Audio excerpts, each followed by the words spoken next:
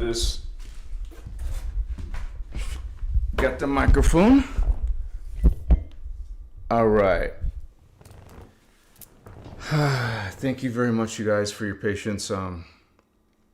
Took me a little bit to start, but here we are in this transmission of spirit as we go into the concept of what are angels, archangels, fallen angels. And so this is going to be from a unique perspective, what we call the Emerald Order point of view. And we're going to reference some of the things that people say about angels, but just realize that it's much more different than human-looking angels, because that's what most people portray angels as being. And that's okay, to each their own, but angels are beings from other worlds. Why would beings from other worlds look like you or humans? They don't. They look exactly like you would expect extraterrestrials from other realities, other worlds, dimensions, density matter. So not only are their appearances different, but their actual matter, physical matter, is lighter. So they look ghost-like. They can look ghost-like to our 3D point of view. So I welcome all of you to this conversation. Much respect to all of you and your different beliefs. You can actually write your disagreements in chat. But just please you guys be mindful of the rest of the group. So be respectful. There's always going to be someone wanting to post something about Jesus or salvation. But just respect other people's beliefs and let's not use profanity. This is also why I have moderators in the group. So let me just light my candle. Got a new candle here.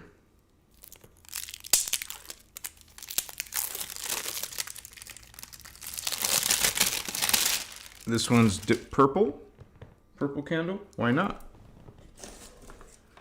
I was using my red candles at the drum circle. Is this not gonna light?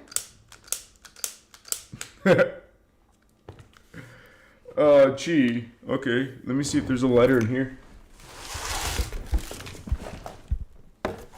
1 second, guys. This is a live transmission, so this can happen, right?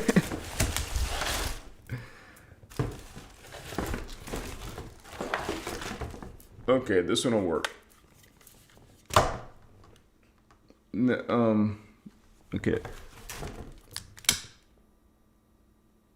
That one's got a big flame. Dang. So I decided I'm running out of the red candles anyway, so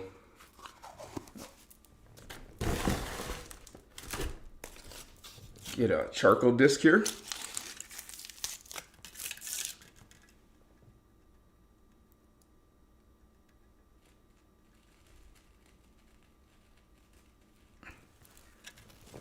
Oh, wow, this thing is full of stuff.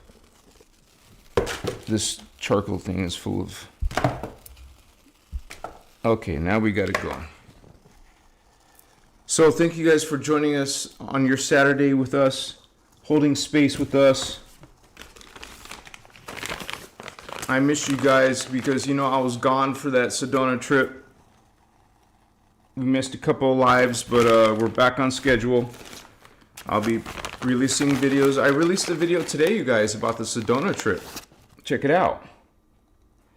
And this Tuesday, in 48 hours, yes, we're gonna have a Zoom meeting with the 5 of us, maybe the kids too, so 6 or 7 of us, talking about our adventure in Sedona together as a Christic group.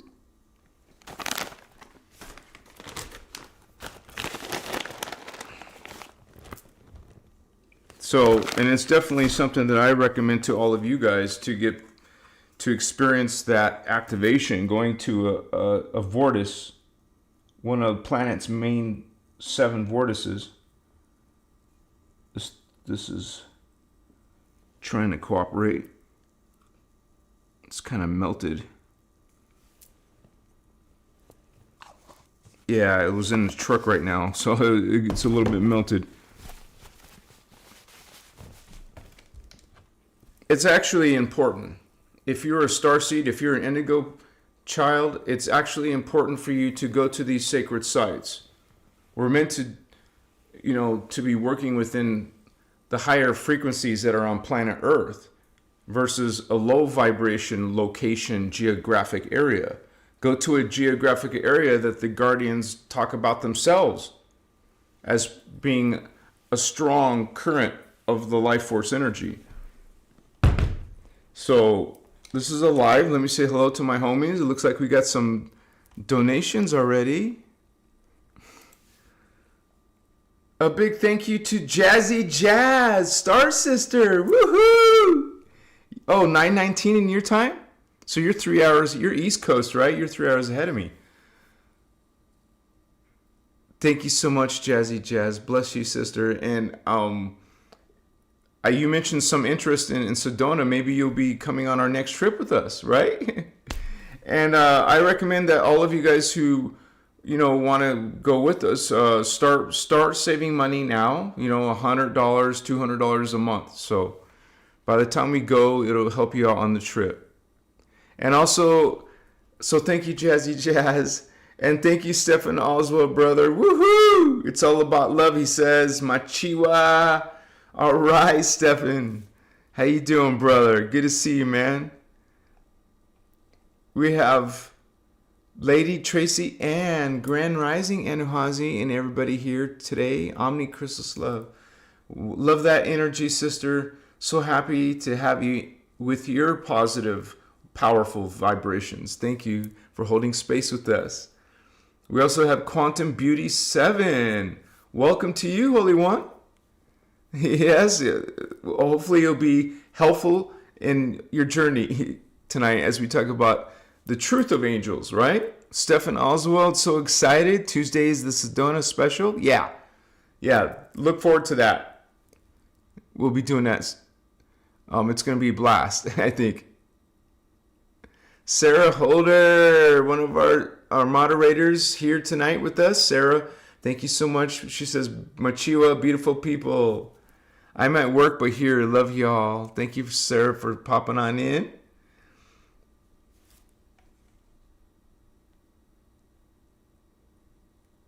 And Courtney, hello to you, family. Lipton Disco, saw your Sedona pictures, sweet. It is a mystical ley line. Well, a lot of the sacred sites are built on ley lines, but this is a specific vortex location. Technically, it's the painted desert that's the main vortex. So the Sedona vortices are minor vortices connected to the main painted desert vortex, which is probably, I don't know, maybe 100 miles away.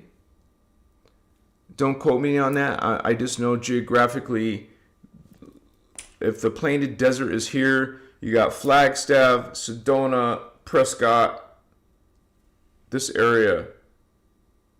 And the painted desert, the main vortex is over here and more to the east of Arizona.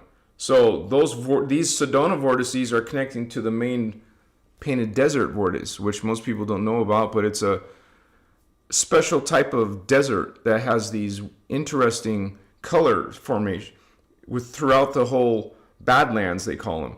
So that is the painted desert, a very unique place, and it is actually one of the seven of these powerful vortex locations. So a lot of people, even if you're not in the Christic information, have noticed these energies. It's talked about worldwide. It's books written about it. People are making videos talking about it, and I made one too, so thank you for that. Machiwa. Indigo Wizard, what's up, brother? Good to see you, homie. one of our other moderators who also went on it with us on the Sedona trip. Sandra, happy to be here. Thank you, Anahazi. Thank you, Sandra, for being here. Much respect to you. I appreciate you being a member and supporting this work.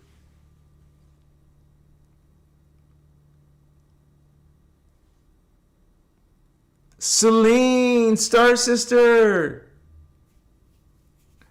I love you, Celine. So happy to see you.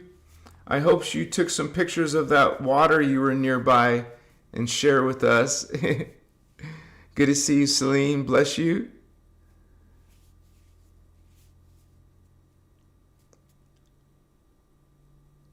Mario's in the house. Stardust Goddess. Woohoo!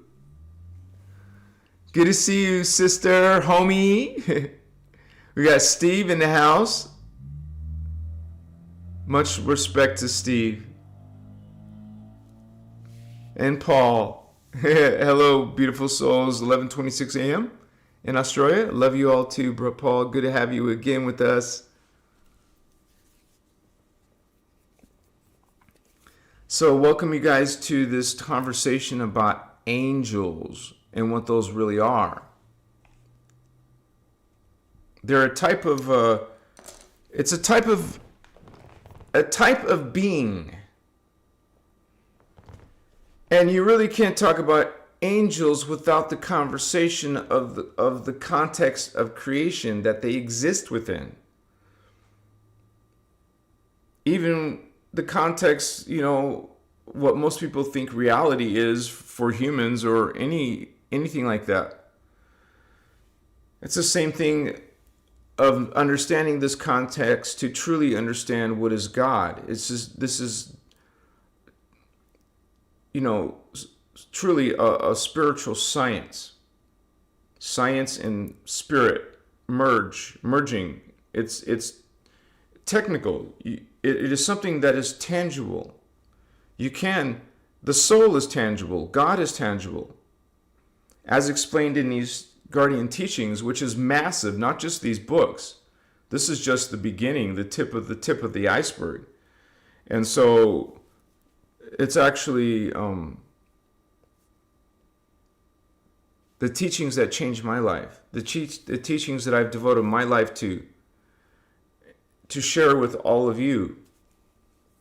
I'm not the only one. There's several indigos teaching and trying to bring this message to bring the awareness of the inner Christos, the awareness that all beings have an inner God spark. All beings have a vertical direct connection to Source God. And out of all these beings, plant kingdom, animal kingdom, human kingdoms, alien kingdoms, the different types of races and species. Well, one of these beings connected to Source God are angels. And technically speaking, angels is just a reference to a type of matter form. The identities that exist within a specific matter form. So most of you understand that humans are carbon matter. So when we talk about multiple reality fields, several levels of dimensionalization, the Guardians talk about 5 levels of this density matter. So carbon matter is the lowest one. What you see in when you look in the mirror, and what you see in the world, this is all carbon matter. A universe, a specific universe, carbon matter universe. So these density matters, they're each a different universe. So beyond the carbon matter universe, which is dimensions 1, 2, and 3, there is the second universe. It's called carbon etheric matter universe. Or, they call it density universe or holographic universe. So we're just carbon, but the beings that we're calling angels are carbon etheric. This is why they can appear to you ghost-like. Different that what you're seeing is an entity with different matter form, a different density of matter. This is why they appear with less atoms, less molecules. Because they're not only carbon, they're half carbon, but half etheric, half silicate. You can call them carbon silicate. But most of the people are calling it carbon etheric, or in the books, in the teachings. So we have carbon in the first universe. In the second greater universe, it is carbon etheric matter, ghost-like beings. Now beyond that is the third universe out of 5, called crystal silicate matter. No more carbon. This is a completely foreign, alien type of matter to most beings. And you'll even hear Speaker 1, Ashiana Dean, speak on this. That this is where consciousness can't fit in the body anymore. Consciousness or matter is pure consciousness. There is no more body matter. No more, gender. You can't have gender when there's no body. And so gender is genitalia. Gender is a separation of a whole being. Male, female are actually male and female, androgynous, no gender. So gender ends, body matter in, not body matter, but individualization ends in the third universe. So we got carbon, carbon etheric, and etheric matter. But that's not even the highest. There's other matter form called liquid light, or the technical term is hydroplasm. And this is where the avatars exist, the Christos avatars and the other avatars. That's part of who you are. We all have all humans have a Christos avatar level. It's part of our divine blueprint. We have, remember, each of these universes have 3 dimensions. So the first universe is 1, 2, 3. The second universe is 4, 5, and 6 dimension. The third universe is 7, 8, 9. And the avatar level is 10, 11, 12. And this is hydroplasm matter. No carbon. So this is more of a crystal liquid. And it's described as liquid light. And so now that's the 4th universe, and there's a 5th universe called thermoplasm or antimatter, not antimatter, A-N-T-E, antimatter, which is purely hot plasma, where you can consider where your plasma body is, where your higher rishi, solar rishi, also called Brenawa in Anuhazi language. And so your Brenawa is part of who you are. These are beings beyond angels, beyond archangels. But where humans exist are in the first universe of carbon. Angels exist in carbon etheric matter. Okay? And archangels exist in etheric matter. So they don't have bodies. They don't have gender. But you're going to get artwork that shows male and female genders. But you can have genders in angels, but archangels no longer have gender. I just explained why. The matter is now purely conscious and androgynous. So you realize that gender is a lower spiritual experience. Eventually you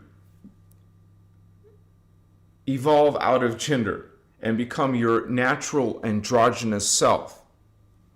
So this is where I disagree with Lisa Renee, who is still talking about gender in the higher realities when you will hear speaker one of the Emerald Order talk about how gender stops in the seventh dimension. And so that is what I align with. This is what I follow. I'm not going to mix it with my own beliefs.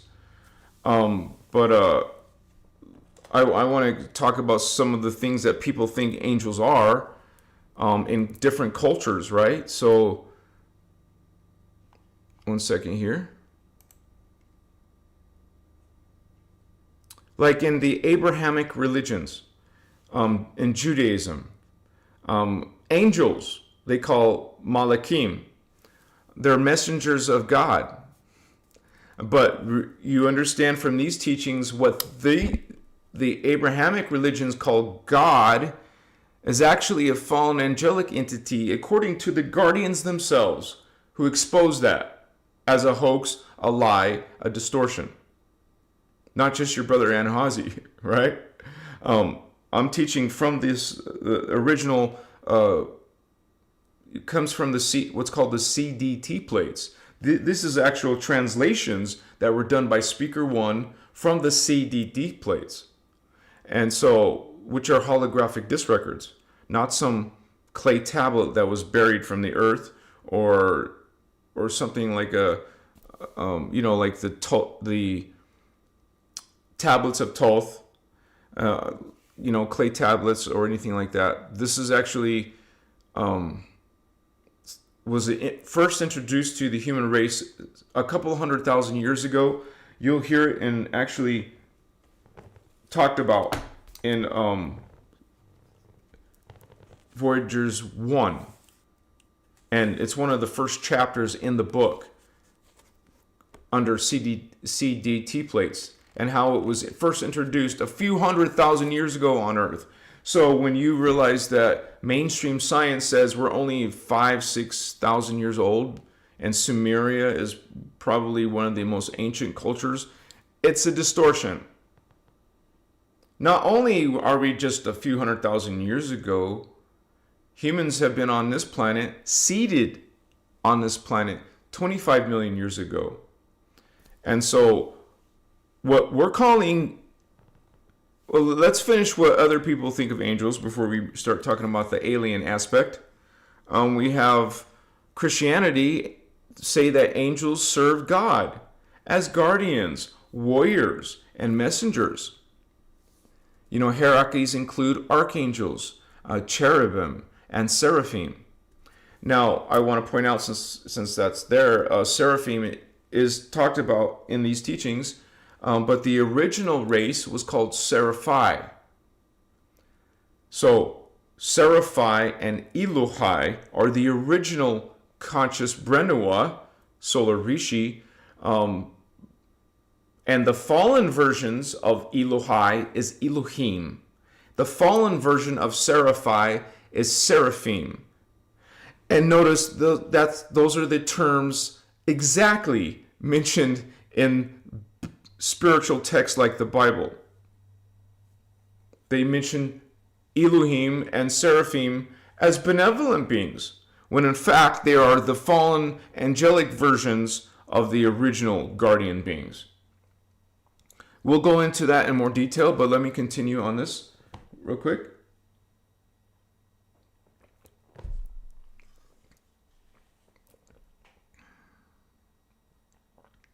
Islam. Angels, malaika, are, sorry if I mispronounce some of these other language words, but are created from light. They're sinless. And these teachings expose this whole sin concept. And the angels, malaika, Gabriel, serve Allah instead of Jehovah, right? Such as Gabriel, Jibril delivers the Quran, Michael nourishes creation, Asrafil blows the trumpet on Judgment Day, which is also exposed by the guardians. God, the true God, not these false ET gods in earth religions, but the source God is not judgmental, does not judge you.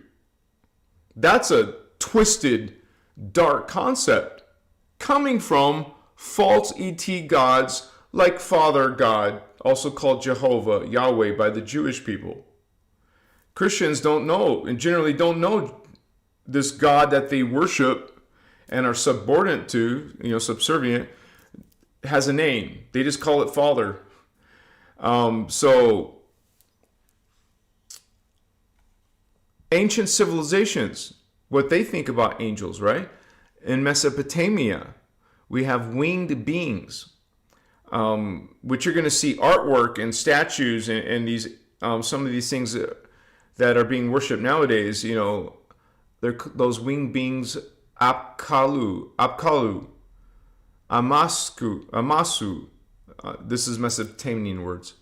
Acted as protectors, intermediaries between gods. Pagans think of this idea that there's more than one God. Gods and humans. You guys, there's only one God. It should give you a clue. You should have this reaction when you hear the God being used plural. That is a lie. Immediate distortion right there in your face. When you hear anything regarding God as being plural, God is not plural. These teachings are literally based on the law of one. There is only one. There always was, there always will be one source God, not plural gods. What are plural gods? They are ETs, extraterrestrials, malevolent, dark, Luciferian, satanic extraterrestrials. Not all ETs are dark, but the ones that have fallen into the path of chaos, these are fallen angelic. And these are the ones setting up gods, plural gods, and religions. They fell into the phantom matrix, which is a finite system. They cannot continue to live without siphoning energy because they're in a finite system. There is no life force fed to the phantom matrix. God's life force does not go into hell, lake of fire, Hades, what the Guardians call the phantom matrix. There is no life force, so they must feed to survive. They must create religions so that you, as a living being in the living matrix, will feed them with worship and subservience. This is what some of these angels, which are fallen angels, are doing. There's no such thing as plural gods. And I have made over 1,200 videos here, and hundreds of those videos are specifically exposing that concept. That was Mesopotamia. And in Egypt, angels are called shining ones, like the Ba spirits and protected deities, such as Isis, Horus, and Thoth, also exposed in these teachings as fallen angelic conscious entities. Once upon a time, some of those ancient Egyptian beings were meant to be guardian beings. However, now, over time, they have all been taken over by these fallen angelic extraterrestrials, influencing human societies, influencing human religions, creating them. Guardians don't use religions. They didn't exist before. They were brought here into these dogmas, into these doctrines of worship to feed beings who need you. They need you to survive. They feed off of you to keep on this temporary immortality, because it's not gonna, once you wake up, they can't be immortal anymore. They will eventually go into self-destruction, into unconscious oblivion, into space dust. And so that is why the Guardians call the path of chaos the destiny of sorrow. And so I don't know about you guys, but I would rather live the path of order which is the destiny of joy.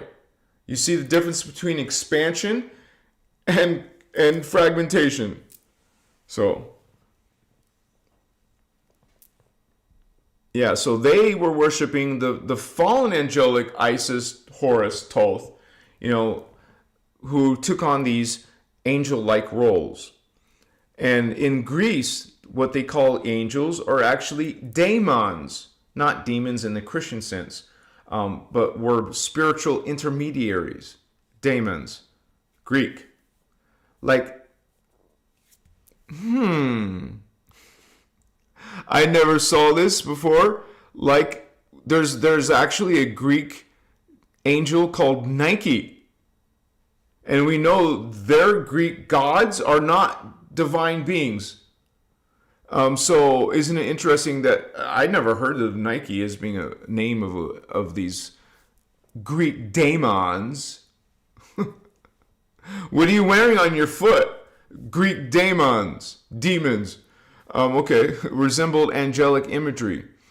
In Rome, adopted some of the Greek daemons and added something called genius,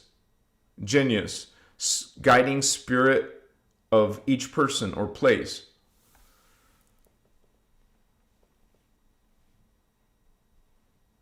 That's interesting because it sounds a lot like this TV show I used to watch called His Dark Materials. And every being had a daemon, a genius, or whatever, however they pronounce it. And that was part of who you were, trying to instill inside your psyche that you have a demon that's part of who you are. So, Eastern traditions of angels.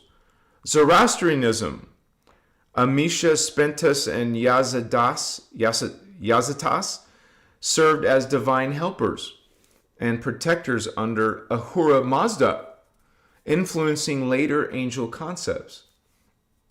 Hinduism, they call angels devas, or shining ones, act as guardians of cosmic order. Each direction has a divine protector. North, south, east, west.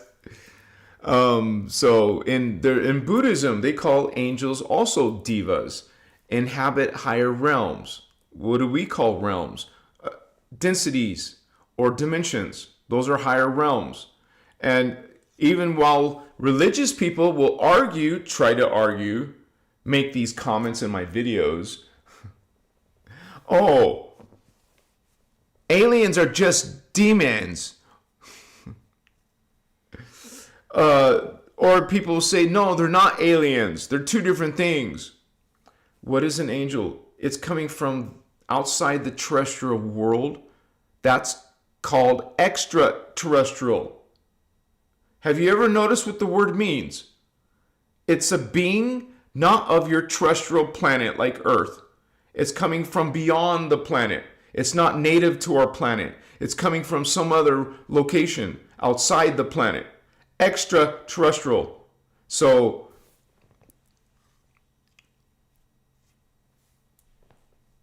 that's what we call higher realms.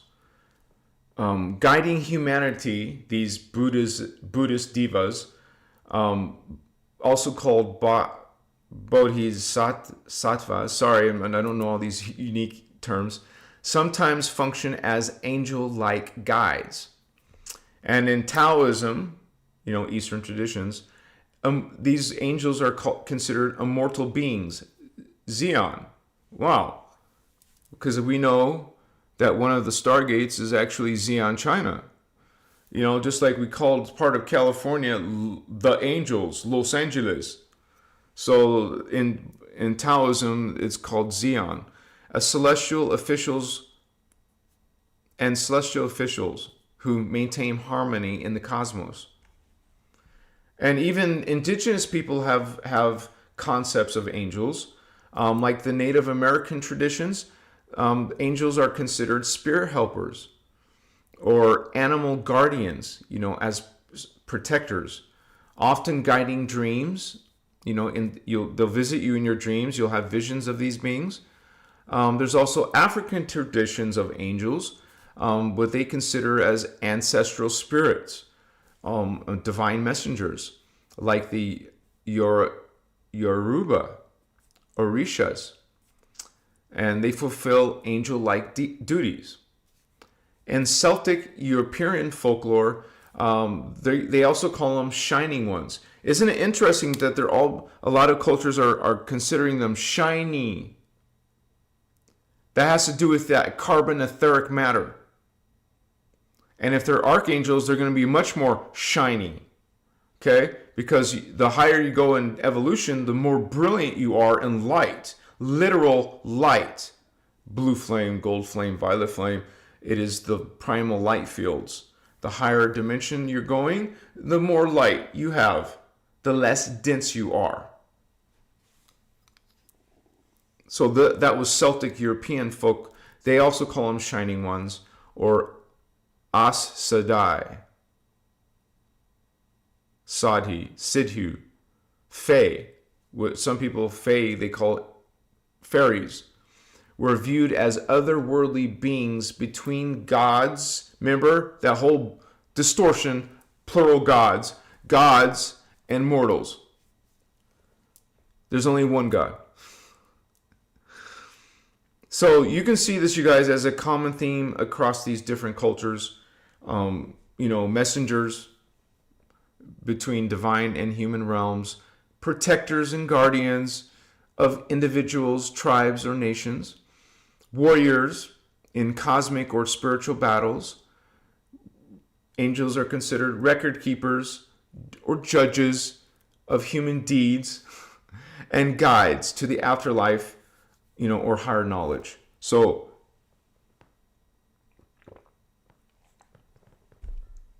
that's what other people believe in the world of what are angels. Different cultures, different religions are going to be referring to them in different ways.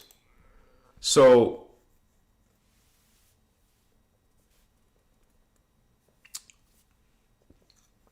from the Emerald Order point of view, as I started to explain, they're coming from other worlds, but not only just another planet, but another density matter. They're coming from higher universes, higher densities, higher dimensions than we currently exist in the first universe, in the third dimension. You walk into a mall and it says, "You are here," and then you see the rest of the realm, the rest of the mall. Well, you are here in the third dimension of the first universe. The Bible doesn't tell you that. Hinduism doesn't tell you that. Buddhism doesn't tell you that. They talk about dimensions, but some distortions are included with that teaching. They don't talk about, Huva bodies. They don't talk about holographic universes. So, these beings that are visiting us are not from our planet. They're not from our dimension. They're not from our galaxy. If you're in another dimension, another universe, it's not our galaxy. It's not our Milky Way.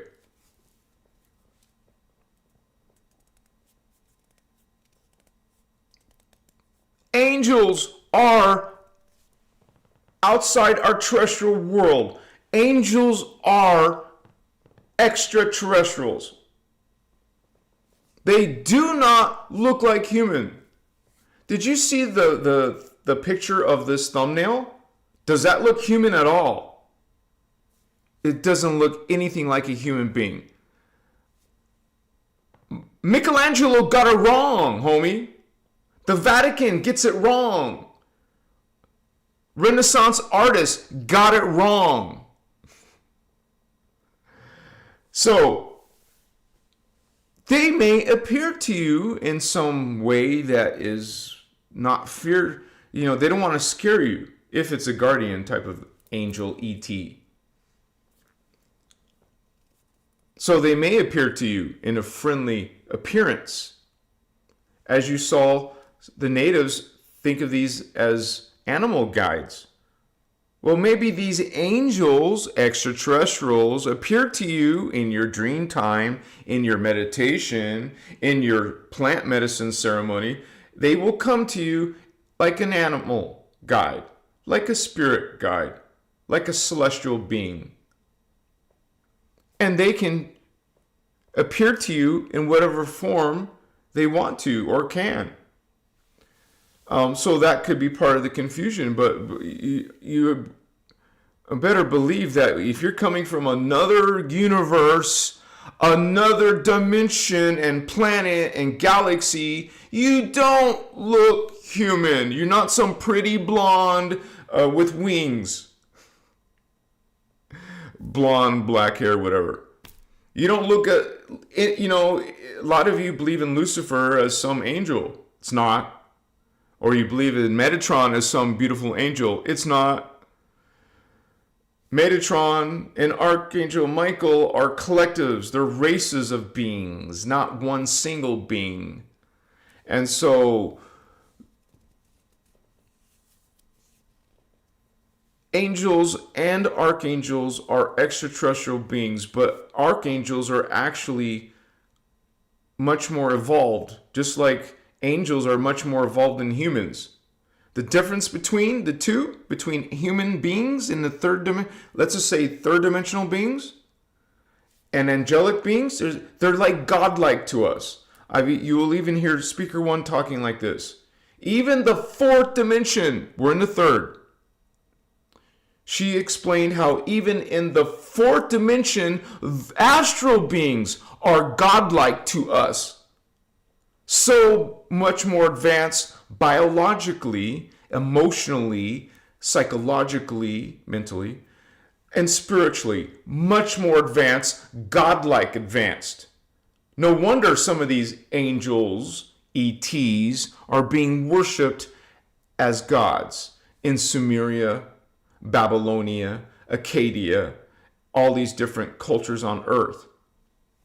These beings have visited us. They can visit us physically, close encounters of the third kind, but they could also visit you. Hello, this is spiritual consciousness, universe. They can visit you consciously, energetically. They can visit you while you're asleep, appear to you in your dreams, appear to you in an altered state, however you're in an altered state. Because most of the 3D doesn't see 4D, 5D, 6D. This is why you need to be, generally speaking, in some type of altered state to experience these beings, extraterrestrial angelic beings, and that whether it's positive angel or negative angel. Because remember what I said at the beginning, angel is just simply a reference to matter density. These are carbon etheric beings, not carbon matter. They have literally 50% less matter than we do, what we call atoms. They would have 50% less atoms than us. You see, this is very interesting when you start to understand that the less physical you are, the more evolved you are, literally. Let me say that again. You see how physical we are? Well, we're less evolved than a being who has less physicality. And didn't you notice I said by the time you get to density 3, you don't have physicality. You don't have biology. You don't have genitals. You don't have gender. So you evolve from this into an angel. You evolve from an angel that's still partially physical into a completely energetic entity called an archangel, also called the oversoul. So you go from incarnate to soul to oversoul, archangel. And even archangels are still middle ground. They're not, when you start talking about avatars and rishi and the 3 levels of ascended masters called Yanis. So that is, the higher echelons of creation. That's the context we talk about when we start, having conversation about angels. You must understand the context of creation. Otherwise, it's some fanciful idea of what an angel is, of what you see in Renaissance artwork and descriptions in the Bible, or different beliefs like the natives, or all those different examples I listed earlier. So let me stay hydrated here.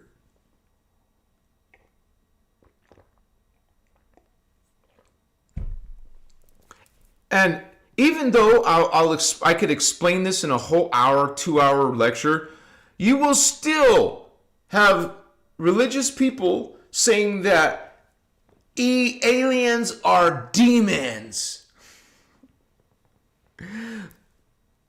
Demon is a man-made word, not a guardian word. Angel is a man-made word, not a guardian word, but they're going to use that so you understand what we're talking about. They're called souls. They're called angels by most people. But it's actually what the soul is. It's not something indwelling you in the 3D. This isn't the soul level yet, down here. This is the incarnate level. This is the mortality and death level. This is the aging and sickness and diseases level. Angels up there are immortal. And by the way, not all angels have wings. Only some of them have wings. But why? So why is most people making them with wings? It's just the common misunderstanding. Someone started a long time ago. Now everyone's drawing with wings. Angels are a type of matter density, specifically carbon etheric matter. Their true identity is called souls. Angels are souls, a type of consciousness, a type of identity. Angel is just a modern reference to what these beings are, a distorted idea. So, even while religious people say, well, they're coming from heaven, another realm, another dimension, another universe. Yes, they're not terrestrial, they're extraterrestrial. And just so those religious people claim that they're all demons, not all beings chose the path of chaos. Just like you, holy ones, earthlings, have the free gift of free will from Source God, gave us all the gift of free will to choose. Well, the aliens, homie, the ATs have a choice too. They also can choose the chaos path or the order path. So there are legions. They're actually called the guardian angelic nations in these teachings. So there are nations. There are legions of positive ETs. And of course, there's legions of fallen angelic extraterrestrials. And they're called fallen because they fell into a reverse consciousness, into anti-life, into the phantom matrix, anti-God, anti-Christos, anti-Christ, but not from the distorted concepts of Christ on earth. We call it Christos, innerchristos, avatar Christos, Christos avatars. Beings much greater than angels and archangels. And so, remember, avatars are godlike to archangels. Archangels are godlike to angels. And angels are godlike to incarnate beings like humans. We're not the only beings in density universe 1. There's trillions of beings, different types of races in the first universe. So most of those angels, they're coming from the second universe, from carbon-etheric matter, and they influence us. The original human are angelic. Notice they're called angelic human because they're in the angelic density of Tara, 5D Tara. Like I explained before, this universe, the first universe where we are, is dimensions 1, 2, and 3. The second universe is 4th dimension, 5th dimension, 5D, and 6th dimension. So humans originate from 5D on a planet called Tara. This is why our race, the human race, and we're not called humans up there, angelic humans, we're actually called Terahertz. Say it with me. Terahertz. Terahertz. Don't forget Tara. That's our home world. That's the angelic human Terahertz home world. We're not from 3D. We're from 5D. We fell down to 4D and to 3D. We fell down to 3D. Now we became these, what the hell, compared to what we are up there, we're just like goblin creatures. We think we're so beautiful and sexy, but compared to an immortal angelic human, who's, by the way, 2 times or 3 times taller than you, almost 3 times, between 9 and 15 feet tall, who don't age, who don't get diseases, who don't eat food. So you're not only immortal, but you don't need to sleep. You don't need to, if you're not eating food, you're not pooping or farting. You're not doing the disgusting crap that humans are experiencing. You are immortal.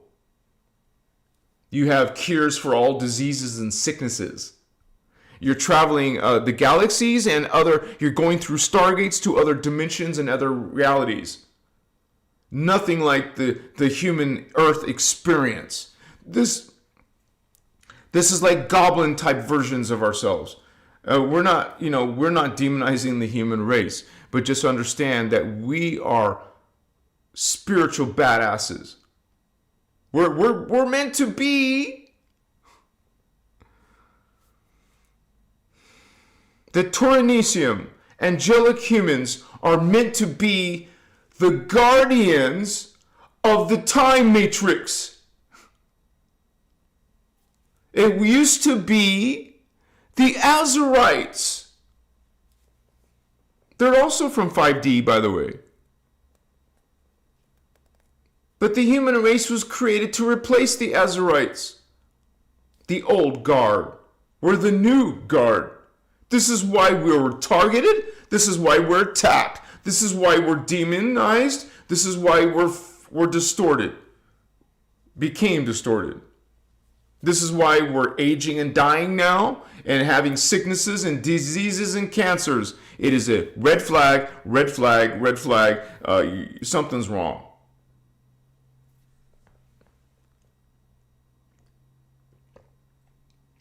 So while we're talking about angels, the human race are originally angels. Machiwa, Giannis, woohoo! Star Sister joined us. When life starts testing you, that can be an initiation. You said it, Star Sister. Woohoo! Good to see you, Holy One.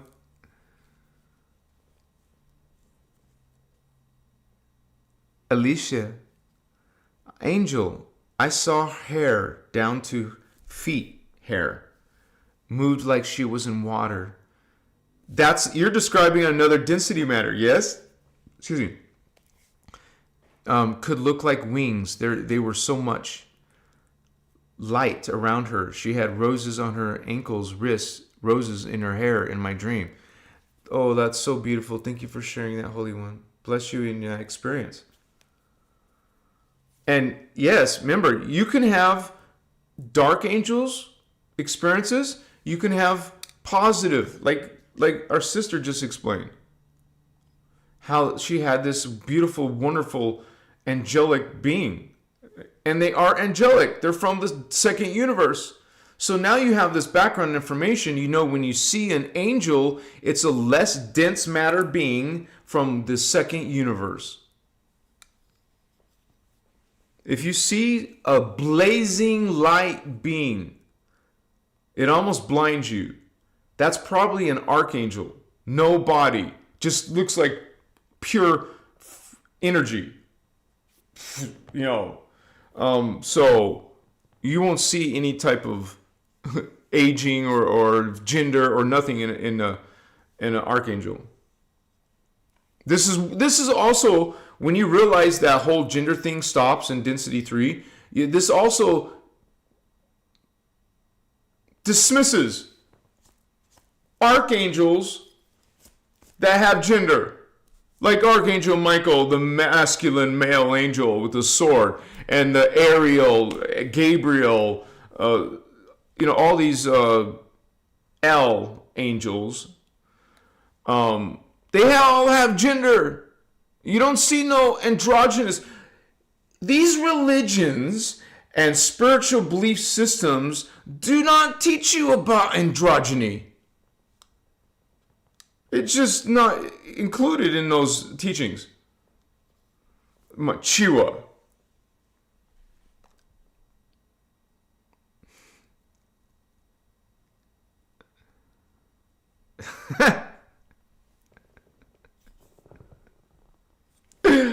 I caught that, Jules. Stardust, Christos love, sister. To all the divine feminine in chat, says Steve, I feel you. Much respect, says Steve. Thank you, Steve, for protecting our divine feminine in the house.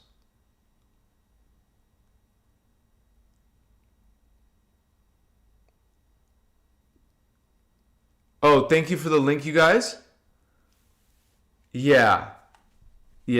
It's in the archive.org, but let me pull it up on my site because it's a much cleaner PDF, I believe. Whoa. What the hell? My site isn't opening?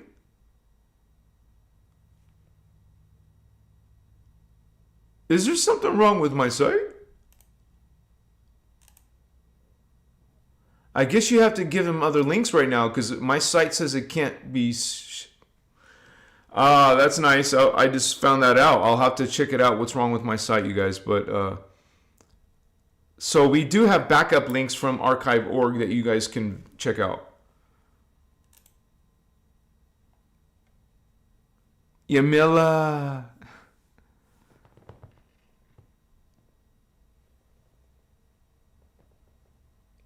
What a trip. I'm just seeing what some of you writing about this. Trump 1 is in the house again. Jazzy Jazz. I'm usually visited by these flashing of lights. It's an amazing energy when it's around. I'm wondering if it's visitors or angels, anyone have this experience. Yeah, and actually, in angelic realities,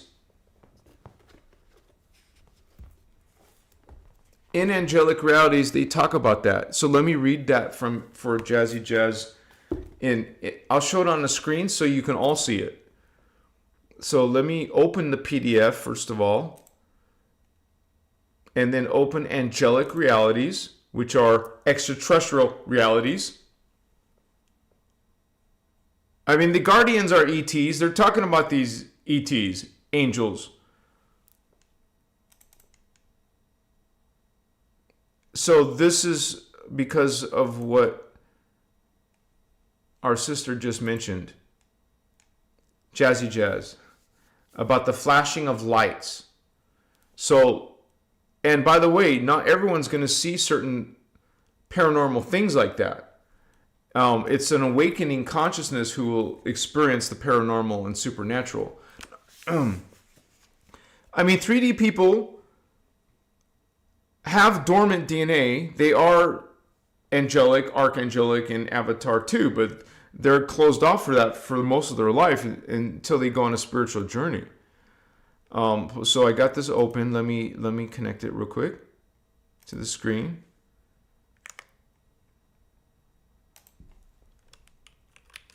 Just to help with that question. So because of the race, that's the human race, evolution, it's symptoms of the fourth DNA strand. That's the fourth chakra. That's the heart chakra. You know, that's above our current 3D reality, the 4D. So it's dormant in most humans. But you said you saw some light energies. Well, what is it? Seeing auras around living things and inanimate objects. Seeing dimensional overlays, ghost images, or other sense scenes transposed over physical reality. But more importantly,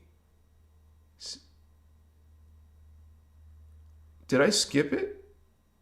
Oh, seeing specks, dots, balls, or projectiles of light. So, and also mentions that you're going to have more lucid dreaming. So I just wanted to show that context real quick. You guys can see those multidimensional frequencies and energies.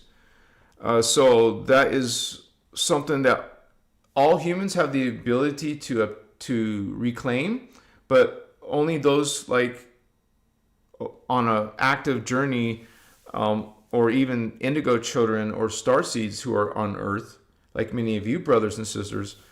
I myself am an indigo child.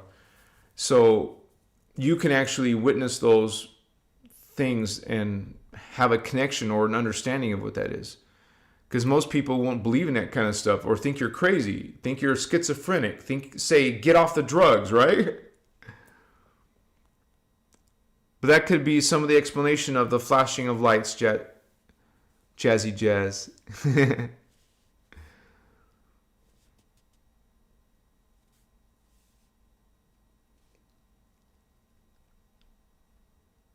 Looks like got some regulars here coming on in.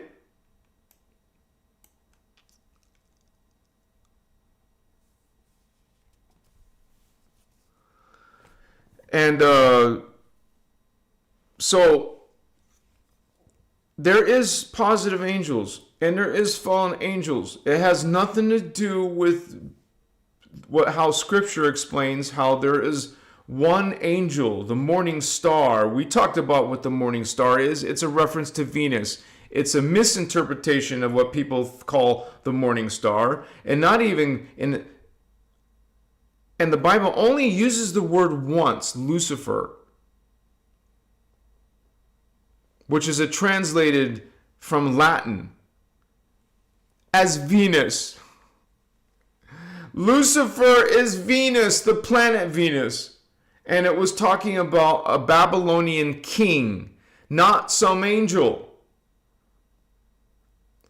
But notice how theologians have somehow pulled this out of somewhere and patched together certain chapters of the Bible, because there is no chapter about Lucifer.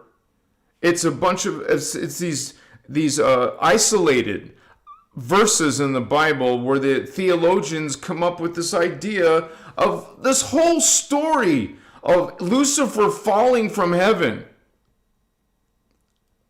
First of all, I've made videos about what is heaven and what is not heaven. The Guardians talk about that.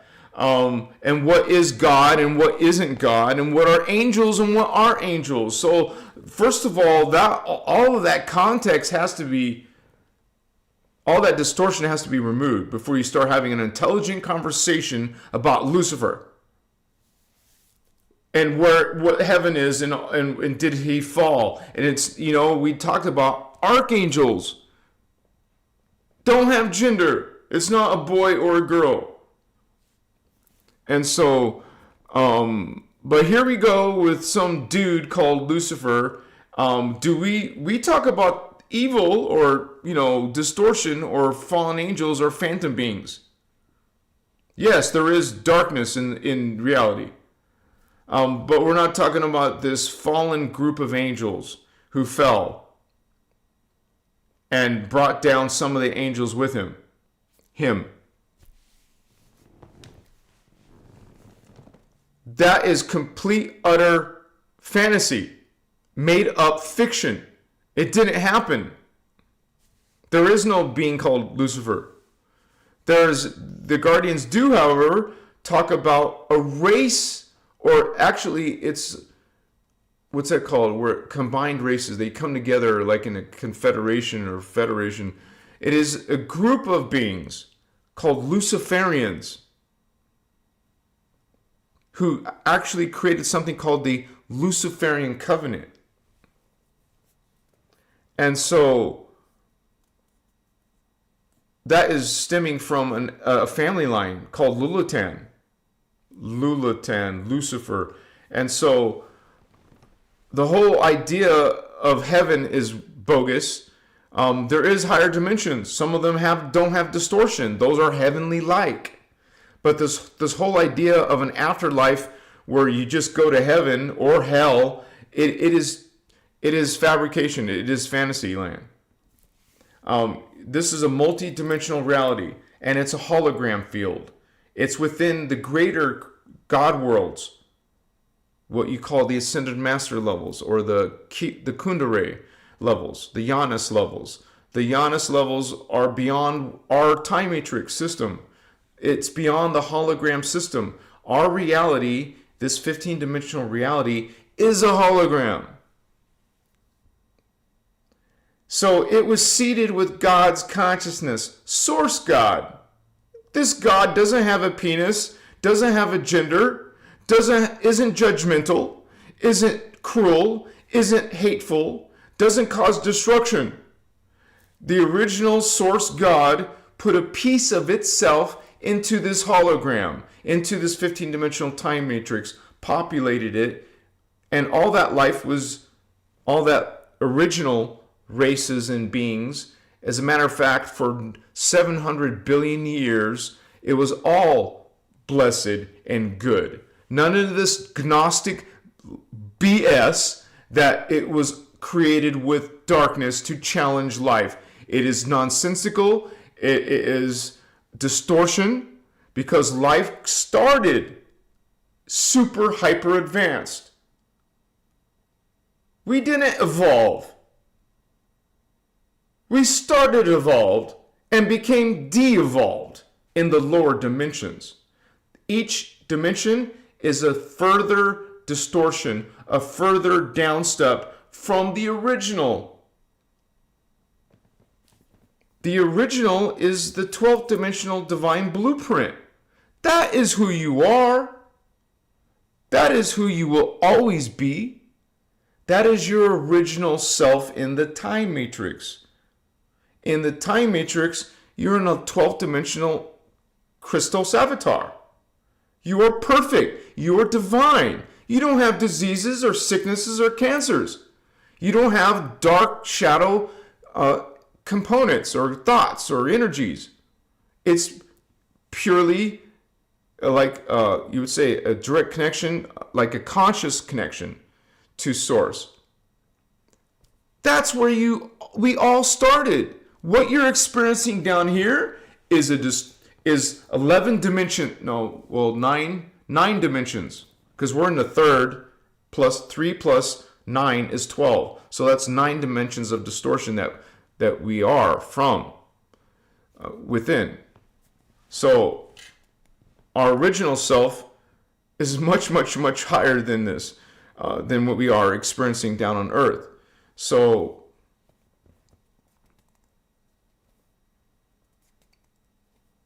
we didn't go down this way. We started up here. We are up here now, simultaneously, as we are down here.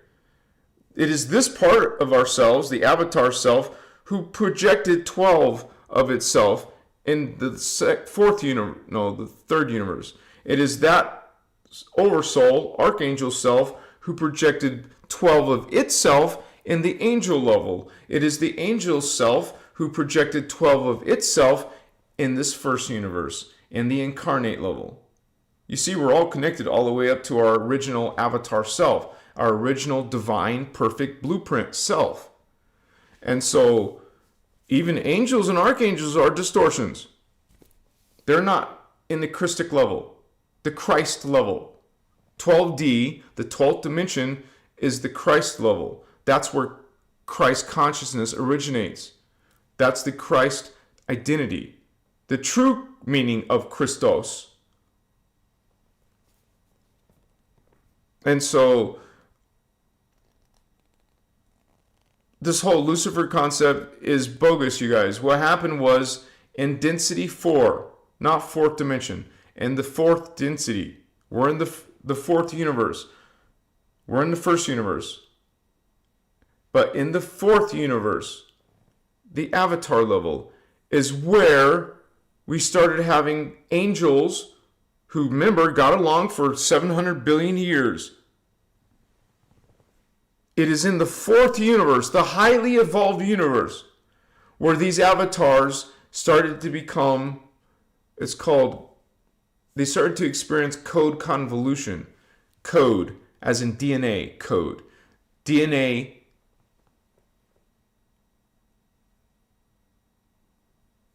convolution. They started to experience DNA convolution. So when your body starts to have distortions, guess what? Your consciousness will now have distortions. So these beings started experiencing DNA co-convolutions. Incest is best. All these elite bloodlines on Earth, they keep it within the family. They'll make it with their sisters or cousins or whatever. It's not best. It's going to F up your DNA. And it did. It does. That's what these beings did. They're all about their pure bloodlines. Keeping their royal families in the family, literally.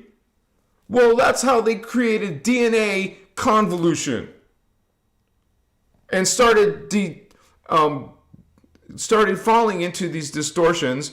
And now they became dark and twisted and wanting to hurt and kill and all these horrible things that demons and fallen angels do, right? So that happened 250 billion years ago. Before that, they got along. So it was originally the avatars, not even angels yet. It was the avatars called the Anu Elohim. And the avatars called the Omicron. Those are reptilian beings, dragon beings, insectoid beings. So those beings are also called the Draconians. And the Anunnaki, Anu Elohim races, they were the fallen angels who started warfare. It's called the Lyran Elohim War. And so that is super ancient, way before we were even created. This is the origins of fallen angels. Angels have always been here, positive beings. But the fallen angels started happening, literally, according to these teachings, 250 billion years ago, way before we were created. So, and those are the beings who, through a massive cataclysm, they fell into something called the phantom matrix, which is an anomaly, a black hole anomaly system. The Guardians call it, the technical term is a black hole subtime space distortion field. And so it's basically our reality branching off into a dark reverse reality. We still have our living matrix, but now there's a fallen matrix. What the religions are calling hell and Hades or lake of fire, different terms. So now, don't forget, we have our living particle universe, but there's also the parallel universe. These are natural and organic. The phantom universe is not. It is inorganic. It is unnatural. It's an anomaly. So, but that's where these beings are coming from that are fallen angels. They're from another matrix. They're coming to our they connect to us through portals and wormholes that they create. Just like you can be connect to your higher self and other beings, well, they can connect from even the phantom to other beings and influence or create with their races of beings and create these wormholes, create these. There's the Philadelphia experiment. That's a wormhole being created by the Zeta Gray aliens who are part of the Draconians.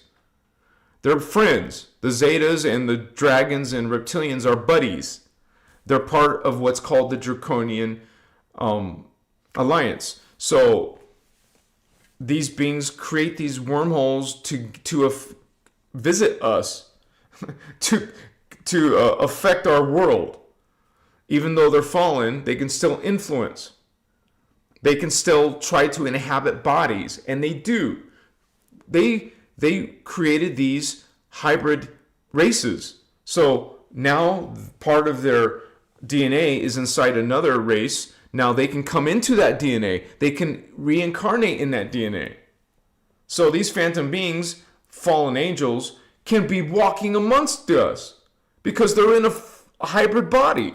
And we know from these teachings and other you would say bodies of information like the secret space program, they acknowledge some of this stuff, that these beings can transfer consciousness. They can go into clone bodies. They can go into hybrid bodies. And so the body is just a vehicle for the higher consciousness. Okay, this is why we call it incarnate. You're not the body, you're going inside the body. Incarnation. You're going into the flesh.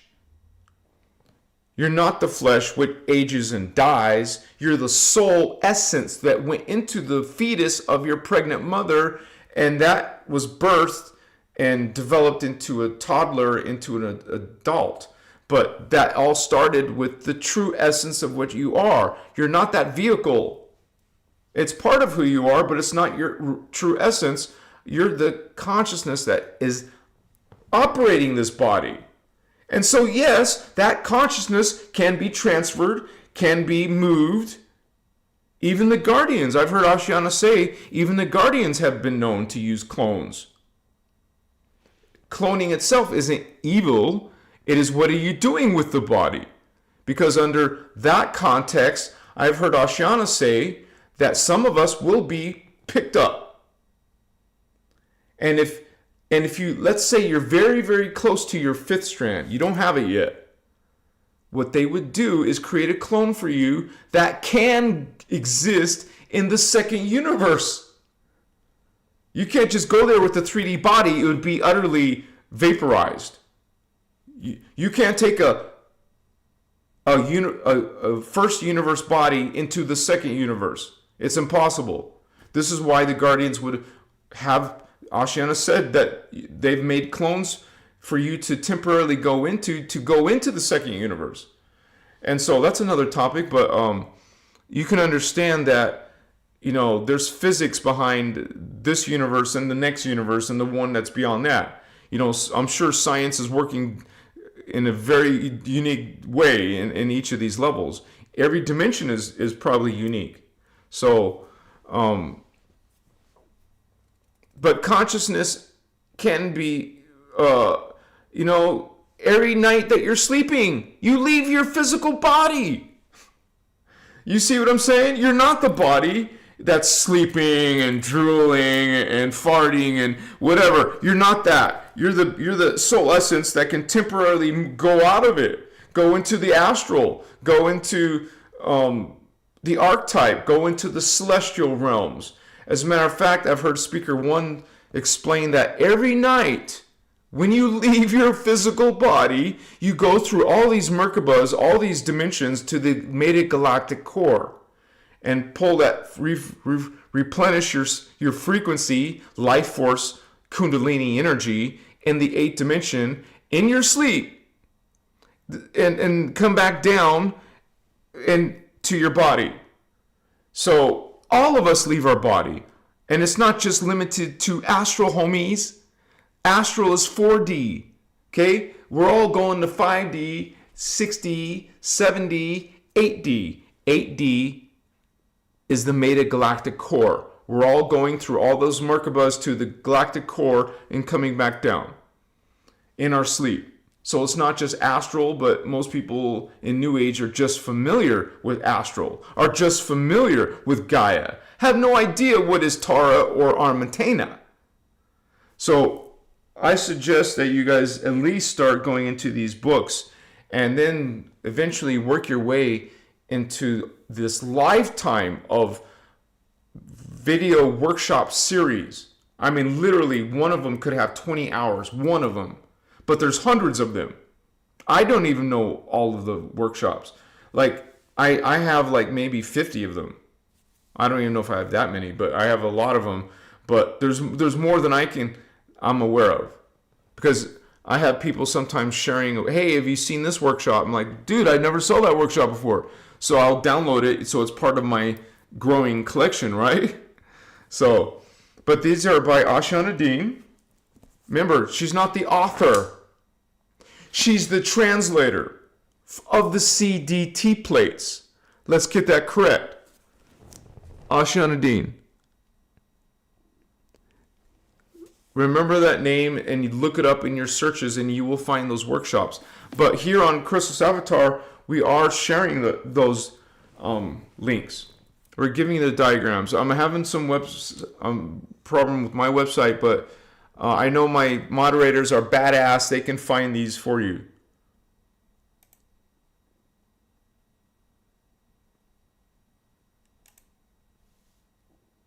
Yep, my site's offline for some reason. I'll find out very quickly why after this live. And probably after I eat and feed my cats. Or they're not my cats, they're feral cats, wild cats, but I'll still feed them.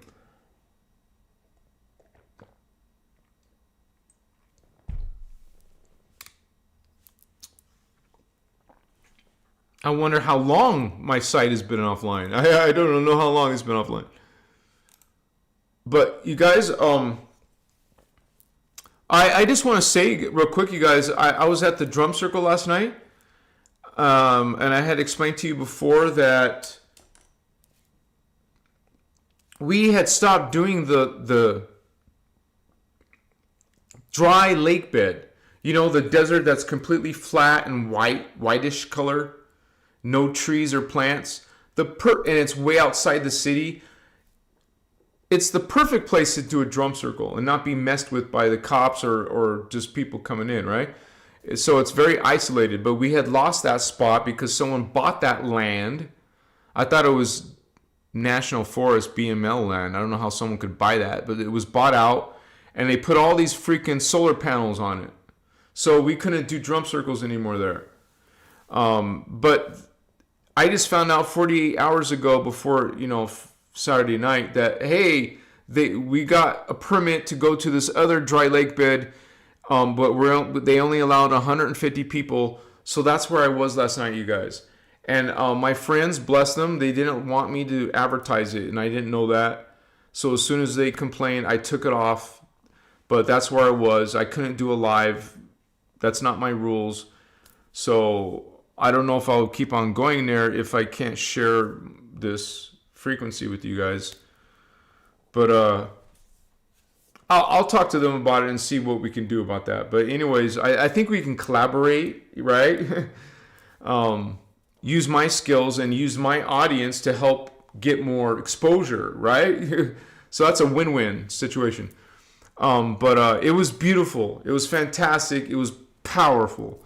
Along with some other powerful people. I don't like spiritual snobs, people thinking they're better than other spiritual people.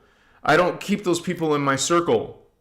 I don't hang out and do projects with those kind of spiritual snobs. But there was a lot of legit people, whether they're into the Christos teachings or not. They don't need to be in the Christos teachings as long as they're awakening their consciousness and learning about unity, learning about, they believe that they know they have some inner connection to God, and all these fake gods are the fallen angelic lie. And they don't even have to realize it's fallen angelic or extraterrestrial, but they know that there's some darkness out here. So we're about, so there was different beliefs, but I can hang with people with different beliefs. I'm not a spiritual snob. I'm not, judging anyone with a different belief. And it disheartens me to see other people in the Christic community who are doing that, who want to segregate or not get along with people or judge people based on their lack of these teachings. It is not Christic. I call BS on those kind of people. You haven't figured it out yet, honey. So yes, your brother Anuhazi, representing the Christos, went to this beautiful drum circle in the dry lake bed of Nevada. What's up? It was a paid event, so I didn't mind. It's a lot of hard work and it takes effort to put these events together. So it was $20, no big deal. Of course, I see people complaining about that. What? But it was an awesome experience. Great drumming, great people, great vibes. I didn't see no drama. At least I didn't stay the whole night. I think maybe till midnight. But that's where I was last night. So I'm glad you guys are here with me tonight on this live as we talk about angels and archangels. And so let me just double check here. Indigo Wizard, brother! Woohoo! Thank you, man. Thank you, brother. And the power of those numbers, 999, right? Thank you, Indigo. Bless you. Sedona, you said it, man. What's up? And quite frankly, you guys, Sedona brought us together closer. And you're going to hear all about it tomorrow. I don't want to spoil too much. But I did make a video on Sedona Baby today. I made a different video on Friday. Yeah. And I'm going to make this javelina video probably tomorrow. I wanted to make that a separate video because there was a lot of footage of it. And I want to make a short of the javelinas as a spirit medicine. What it's generally thought of as, what does that mean if you dream about a javelina or you experience a javelinas, a pack of them. But yeah, tomorrow and it's not tomorrow, it's Tuesday. Tuesday we're going to have, so stay tuned for that and make sure you come back for that. We're going to have a live that talks about the Sedona trip. We're going to just simply talk about our experiences, how we felt about the journey. It was a beautiful experience. And so I would love to hear from each one of them. And that's what we're doing on Tuesday. And I hope they all can make it. So, just so you guys know that we plan on making one in early 2025. And we're at the beginning stages of talking about a later trip to Kauai, Hawaii. Now, our group wants to go to these places. Our small group wants to, figure it all out before we open it up to a public, venue. But because we want it to be responsible, we want it to be safe, we want it to be, have the intention known and shared. So we already have some of you who are showing interest, and yes, we will come out publicly. I would say probably around springtime. Maybe we'll have at least the event posted by then. We'll be talking about it. So just wanted to bring that up, you guys. So thank you so much for all of you who are wanting to come together physically and meeting each other in person. It just makes everything so much more beautiful, so much more stronger. You build that trust.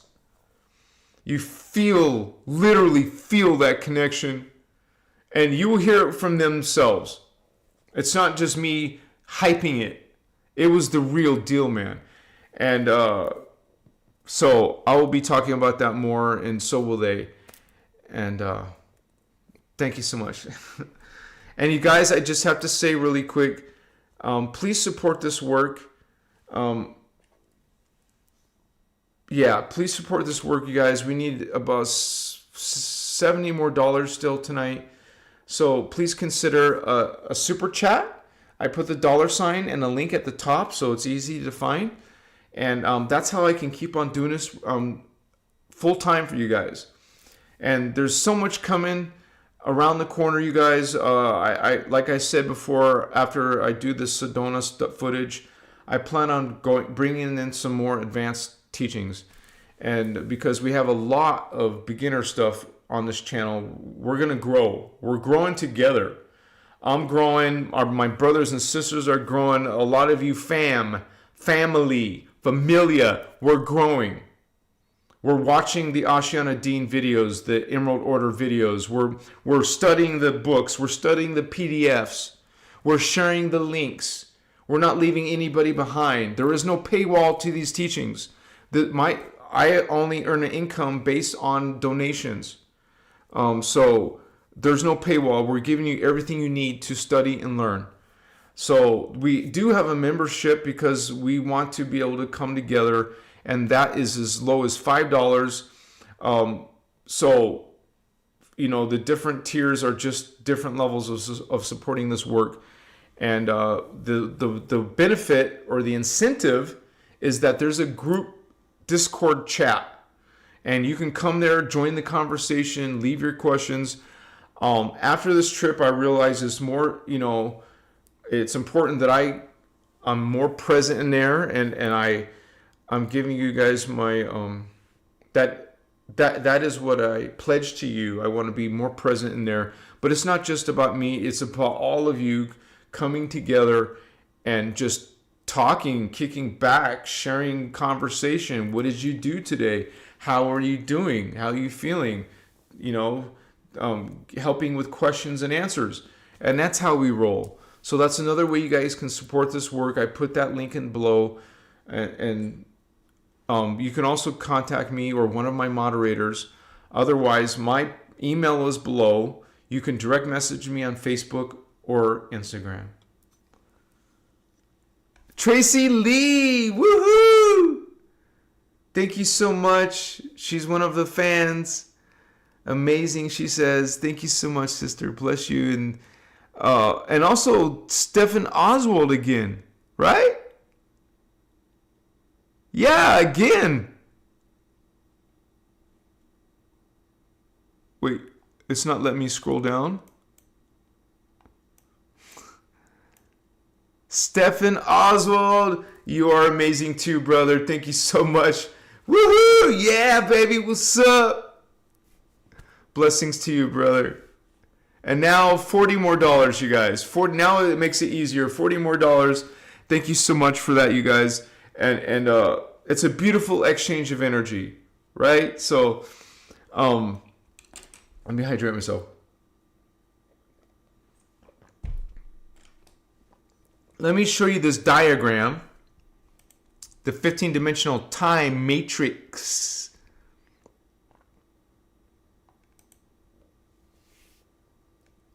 And so this is also another way I can support myself, you guys. I sell this for, this one is the new diagram. It's around $20. I also have a physical copy of it, which is obviously more expensive, but that's also linked below.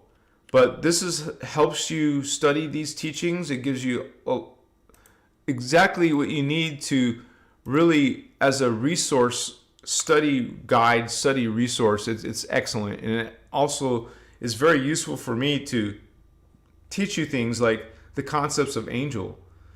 So we have this is called the 15-dimensional time matrix. Okay? 15-dimensional time matrix. Like I mentioned earlier, it was created 950 billion years ago. So Source God projected a piece of itself to create the time matrix. And so every time matrix has a parallel antiparticle matrix. So this is the natural part of matrices. So there's actually 24 of these. And so we also have this anomaly called the phantom matrix, which is reverse consciousness, fragmentation, breaking down instead of expanding. Okay, so, I mean, this is part of the angelic beings that we are dealing with. And these are the 5 universes of the hologram. Remember, this is a hologram field, which I explained. So it's only in the hologram, not in the energy matrix, but in the time matrix. Only in the time matrix can you have distortion. This is where distortion is limited to. And in our reality, it's limited to the 11th dimension. And notice this is where the phantom matrix ends. It can't go higher than the 11th dimension. It's stuck in these levels, these lower levels, in the phantom. So even angels, if you look at where the 11th dimension is and down, all of the levels down here have some type of distortion, including archangels and angels. So even angels are still evolving. You see how this whole BS in religion, talking about how angels are in heaven and some of them fell, it is BS. If we're in the 3D and the Guardians explain how this is like godlike to us, well, this is where you start to find this, these beings that we're calling angels and archangels are even higher. So this is part of the identities of creation. There's not angels down here. Even though people say earth angels, I guess that's a cute word, but it's not a real thing. So at least not from the 3D point of view. You could say that angelic beings from density 2 are incarnating into bodies in density 1, so you could call those angels, but I don't think that's what New Age is saying. But this is part of the time matrix. You're going to find angelic warring going on. Look at all these ones in red. Those are the fallen angels. And the ones in different colors are the regular angels. These are following the path of order, and the fallen angels are following the path of chaos. Like the Anu Elohim, like Metatron, are about chaos. Anu Elohim. These beings are pretending to be good guys. And they teach you not the truth. They teach you false light systems. They present to you false creeds. You're following false creeds. You're following the propaganda of Metatron, of Anu Elohim, Yahweh, Father God, Jehovah, Jehovian Anunnaki, ETs from the Galactic Fed, ETs from Ashtar Command, ETs from the Enoch line, ETs from the Thoth line, okay? From the Lucifer line, Lulatan line. These beings are the ones who created the Luciferian race, Thoth Inki, specifically family, mixed with Marduk family, mixed with the Necromaton, beetle, reptilian, insectoid beings. That's the Luciferian. Has nothing to do with the morning star. You're not going to see that anywhere in the Emerald Order teachings. And so I just wanted to give you some visual reference point of what angels are. They're beings coming from one of these 5 universes. Actually, they're just in the second and third universe. That's what angels and archangels are. They're coming from these levels. And what I said, it's a level of density matter. Wait, sorry, I didn't mean to do that. These are levels of density matter. See, we're aging and dying and sagging and getting wrinkles and all this crap. Well, look, these beings are immortal. Crystal carbon beings are immortal. They don't age, and they have cures for everything. We could have cures for diseases here with medbed technology or whatever technology, but we're not allowed to have that. We're not being shared that technology. But these beings figured out immortality. It's a spiritual science.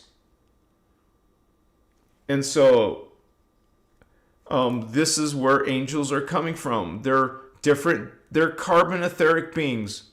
That's what angels are. Carbon etheric beings. Archangels are etheric matter beings. We don't even use the word angel and archangel. We use the word soul and oversoul. This is why I put this in... Sorry. Oh my gosh, okay. This is why I put that in quotes. I put angel in quotes because we don't really call them angels and archangels. They're souls and oversouls. And the Brenoa word, the Enohazi word is Dora and Tura. And then there's the lowest level called Tauran. Like humans. Humans are Taurans. Beings, any being who exists in the first universe are Taurans. Any beings that exist in the second universe are Dora. Any beings that exist in the third universe are Terra. It's hard to say that one sometimes. Tura. And then there's Mahara beings in the fourth density. And then finally Brenoa in the solar Rishi level. And the beings in the cosmic energy matrix, you know, the ascended master levels who don't have bodies at all, manifest forms at all. There's 3 levels called Ramayanas, Vachayanas, and Grandayanas. As a matter of fact, this is what you call the rainbow ray. Technically, the rainbow ray is density 5 and the energy matrix together. So it's the primal light fields and the primal sound fields. This is the Ayani. This is the rainbow ray. The rainbow consciousness. So if you're seeing that frequency in your medicine, in your meditation, this is where it's coming from. The Yanas. Notice the word Yanas, Grandayanas, Vachayanas, and Ramyanas. Some of us who are the indigo children ones are coming from Grandayanas, the Ekkatic level, like speaker 1 comes from the Ekkar. She's an Ekkar. Ashanadina is an Ekkar. Some of us are identifying with that ascended master level.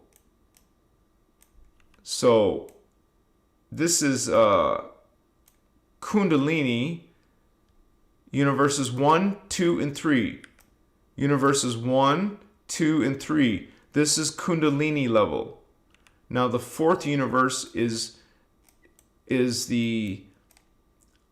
it's called Maharata level.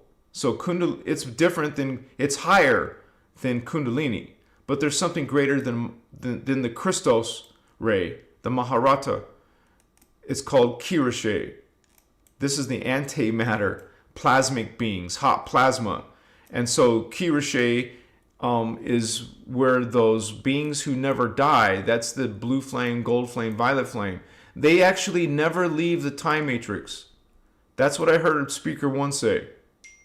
They see these beings in these 4 universes, dimensions 1 through 12, they come and go. But the beings in the 5th universe of antimatter, they're always there, and they will never leave. They're always going to be there, projecting their consciousness into these levels. I mean, that's what I've heard. That's what I understand. So this is why when you consider DNA templates, well, basically 12 is one of the highest ones. Once you get to the 12th level, which is the Christ level, the Christos ray, the Christ consciousness level, well, then you can leave. And this is why beings who are fallen, like the Nephilim Anunnaki, who are stuck at 11D, I told you that they're stuck. They can't go beyond the 11D. So if they want to go grow into ascension level potential, they have to do guardian work with the what?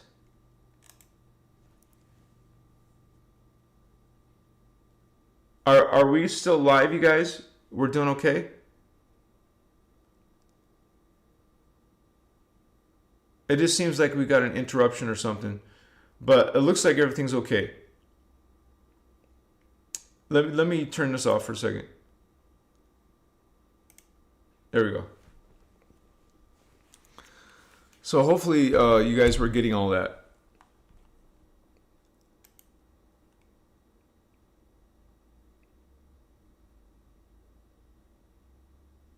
Christos Blair. Well, okay, thank you guys. Thank you, Two Little Dragons. Thank you, Celine. Thank you, Stardust. All right, good. Yeah, don't forget to smash that like buttons. Thank you, Steve. Woohoo!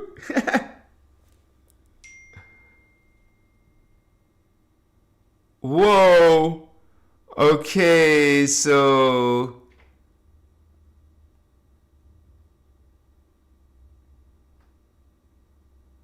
Giannis! Wait, first let me go in order. We have Indigo Wizard. Wait.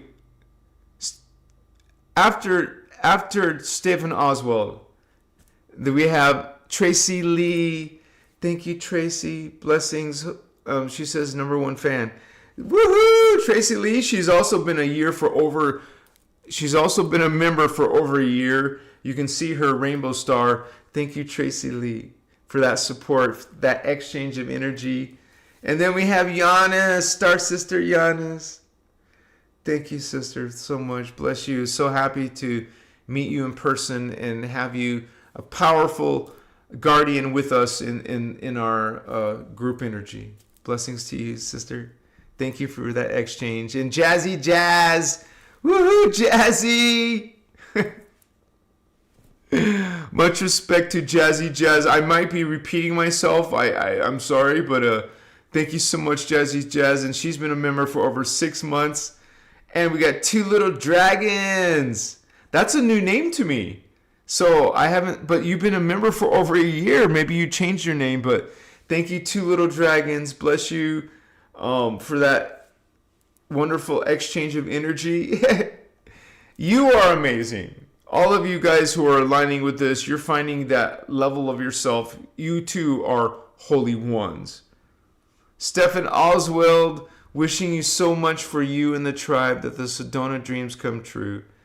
And they have been. And thank you for that, Stephen Oswald. And they are coming true. It's like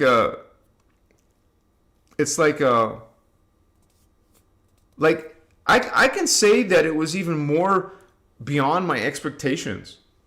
Like, I didn't know what to expect. And so thank you for that sentiment, Stephen Oswald. Yeah, it's definitely been a beautiful experience. There is definitely a power behind meeting each other. There's definitely an activation that happens. And so I'm happy to just I'm thankful for those surprises. And I've told you guys plenty of times, it's not about me or Ashana or anybody. It's about all of us standing in our power, our Christos power, being a beacon of that Christic light and shining that light to the world as a team. It's called Team Indigo for a reason, homies. Give me 5, Vato Locos, what's up?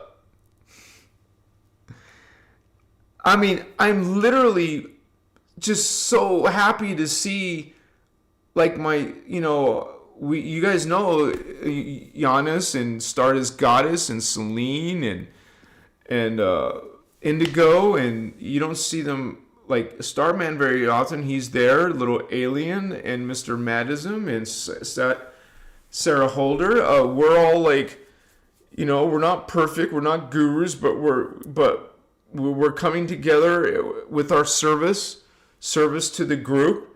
And when we came together in real life, it was just so much more profound.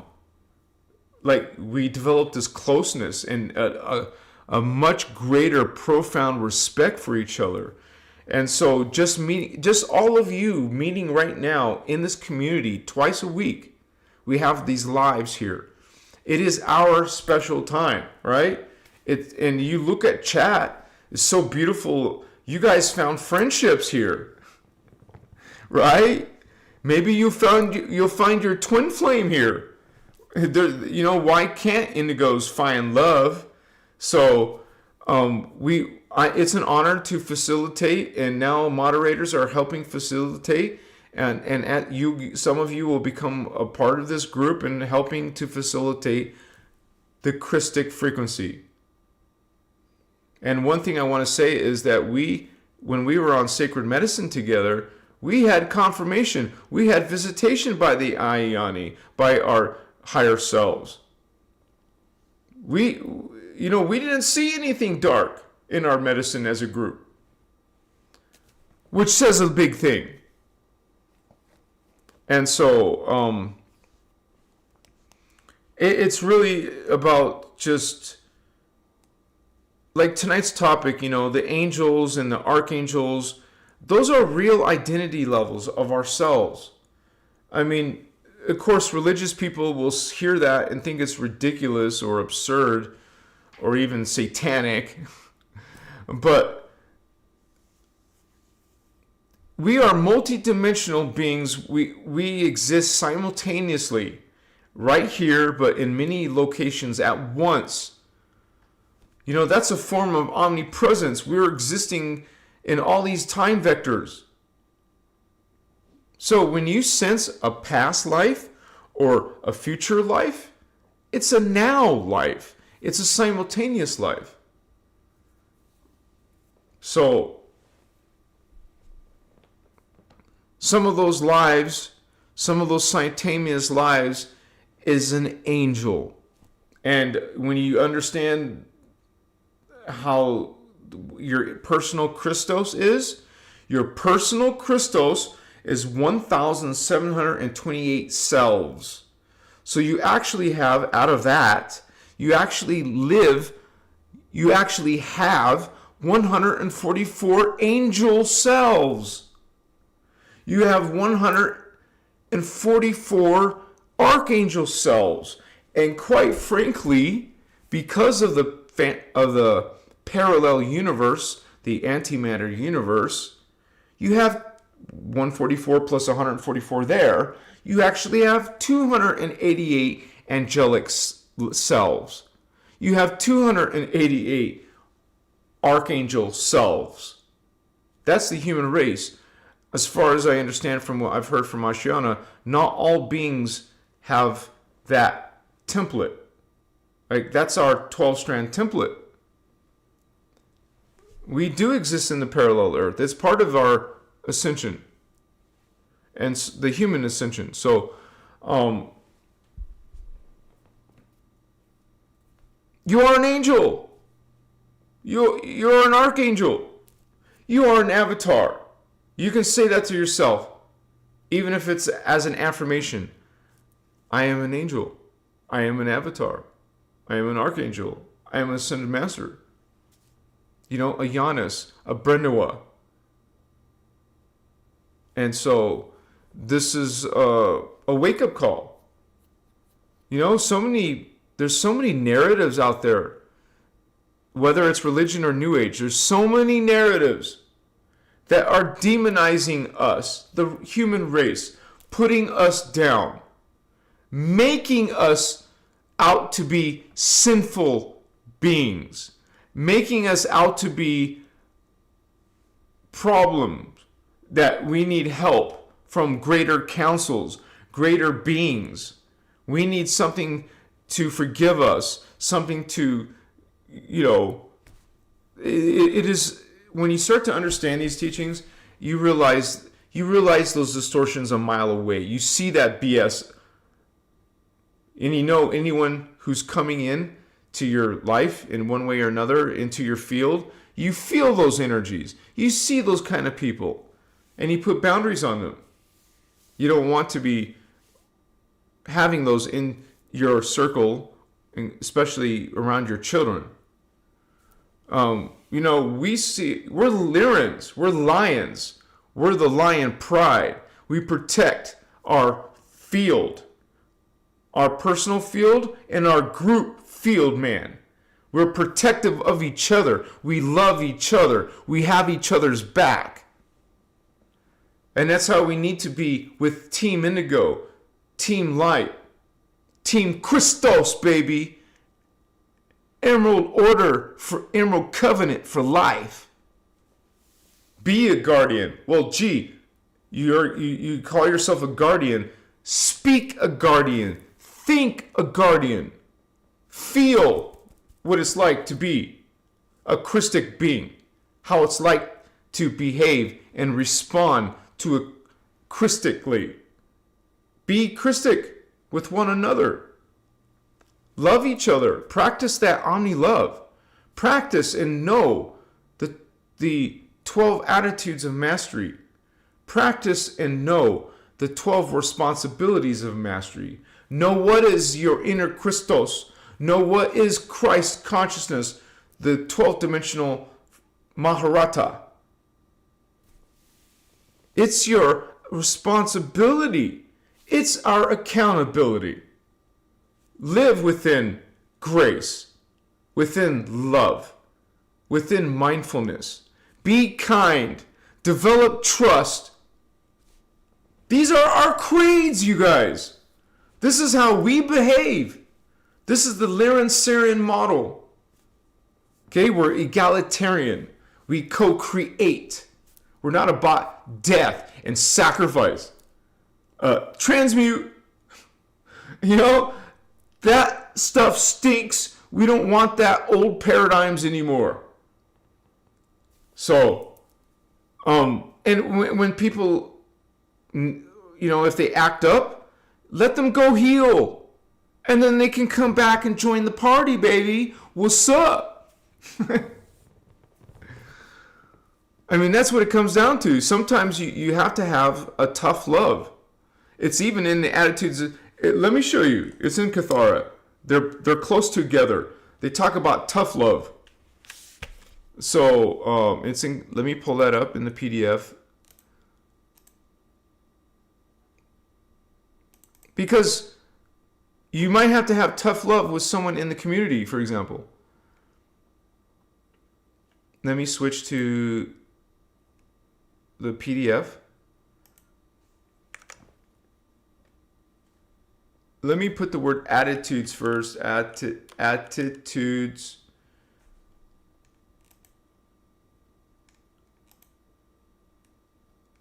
Here is our creeds, holy ones. And this is a simplified creed because, this is a simplified page because it's talked about more in the Dance for Life workshop. And I'll put that on my website once I figure out what's going on with my website tonight. I'll have it back up and running. But anyways, this is what I'm talking about. We're going to be walking, talking, thinking, love, grace, gratitude. And you guys, you can memorize 12 attitudes. I'm sure you can memorize these and know it by heart. Reverent respect. Like I told you, after I met my brothers and sisters in Sedona, man, that respect just went on a whole nother level. I love you guys so much. Responsibility, trust, accountability, impeccability, mindfulness, fearlessness. Hell yeah, baby. Engaged detachment. And what do you know? Joy. This is what we need to be practicing in our personal life. This is how we need to be behaving and thinking and treating others. And that's the attitudes of mastery. There's also the responsibilities of mastery, and this is also simplified. It's going to be talked about in more detail. And here's something, right? Self-containment. Look at this. At any given moment, you can choose words, associations, and ideas you will see as filters through which you interpret an event. Becoming upset, mad, hurt, or any other subcategory of labeling, conscious or subconsciousness, are all mental body filters. Your personal mental body filter. So you realize that's part of the victim-victimizer blame game. This is one of our responsibilities of mastery, is to learn how to contain that. Because here it is, there is no one and no thing that upsets you and thus justifies or validates any personal spiritual misuse of reaction, aka triggering, idea, intention, or action. It is you, capital letters, who upset yourself by allowing it. So just remember, you guys, these 12 attitudes of mastery and responsibility of mastery will do wonders. This is great advice. Make an affirmation meditation out of them and try to make them your way of life. Self-actualization, self-sovereignty, self-containment. Remember, it's about the self. Self-discipline, self-love, spiritual integrity, appreciation, patience, kindness, conservation, cooperation, diplomacy, and sense. And so there was something about love.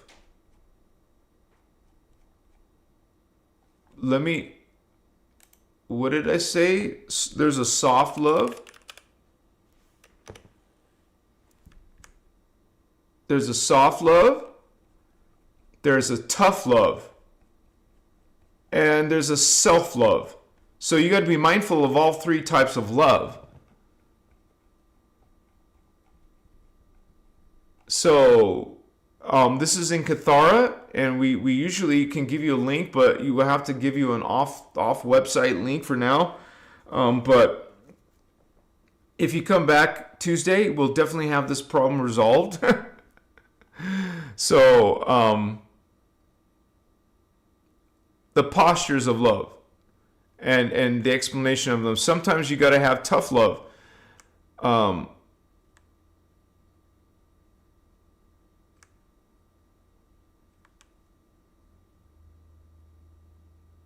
Yeah, I don't want to go off track, but it goes into more detail about tough love and all that. So, and there's actually it's actually in the workshop, and you can hear Ashana talking about these topics as well. So, yeah. Those are the attitudes of mastery and the responsibilities of mastery. You can just call them the A and R's. Attitudes and responsibilities. A and R's. That is our creeds, you guys. It's simple, actually. This is how you want to talk and think. That's our goal. That's something we have to look forward to. That's what we want to become. That is how we represent and shine the light of a Christic being. And it's not easy in 3D world. And we have had, some of us have had terrible parents, upbringing, abuses, told that we're ugly or stupid, or not just parents, it could be friends or kids or whatever, even husband and wife or partners or whatever. We get these psychological conditioning, this narcissism in the world, this psychopathy in the world, this hate, fallen angelic frequencies in the world that has created this conflict, this spiritual bondage. So this is why as angels and archangels and avatars, as indigos, as Ayani, as the Kundare, the Kirashe, it is our responsibility to bring this frequency. How can you bring this frequency if you're not practicing the ANRs? If you can't reach that level, we need to reach that level, you guys. Remember, one of those attitudes and masteries is accountability and responsibility. It is our responsibility to be reflecting that in the world. So even I will find myself having to remind myself of the ANRs to behave that way. It does wonders, man. Even recently, when I was having this drama with somebody, I had to go back to the teachings, go back to the simple ANRs and OMG, of course, forgiveness, which is part of grace, one of the 12 attitudes.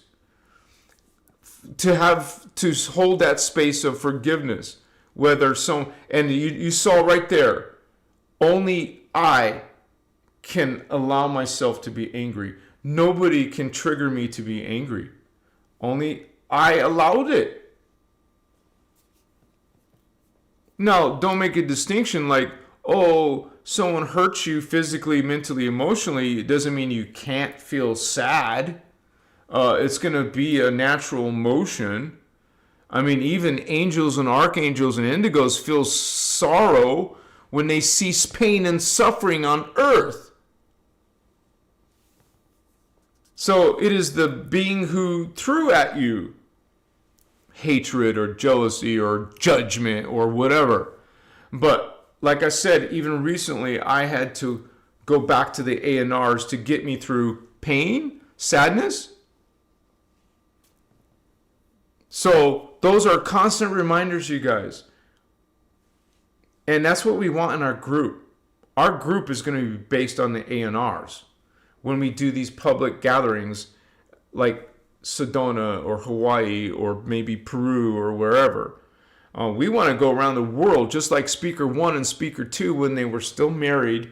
They were going around the world and doing grid work, bringing the frequency to all of those sacred places on planet Earth that have been reversed by the fallen angelics and their agendas.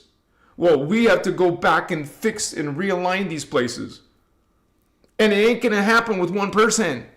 It happens with a group of us following the ANRs, working and operating from our inner Christos, and being responsible and accountable and making sure we have boundaries and all the freaking narcissism in the world, and none of our past issues are surfacing. This is why it's responsible. You'll even hear Ashana talk about this, how when you come into a group, you're sharing space with each other. So you better believe, you better have your Maharic seal and the group shield in place.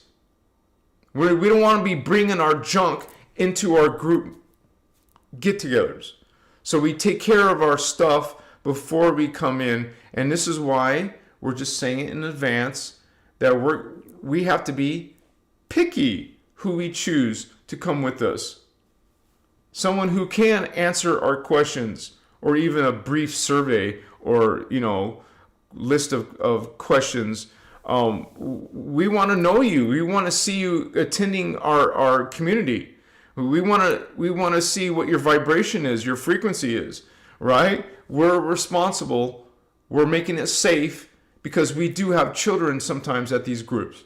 Not always, but some people are going to have children there. And so, but yeah, you guys, we are the angels, we are the archangels, and we need to act like it, right? What's up? Machiwa.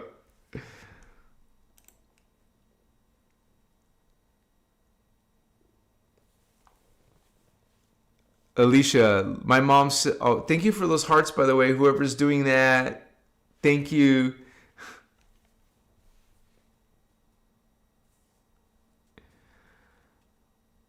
My mom always says, don't justify for your own actions. Look at what you've done and realize what you've done and try to fix it and move on and keep moving forward and don't go backwards.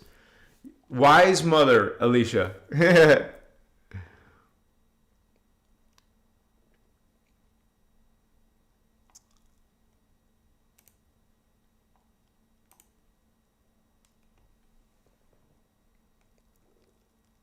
Stephen Oswald. And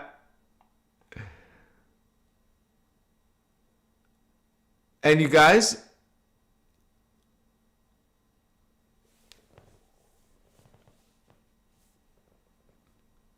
thank you guys.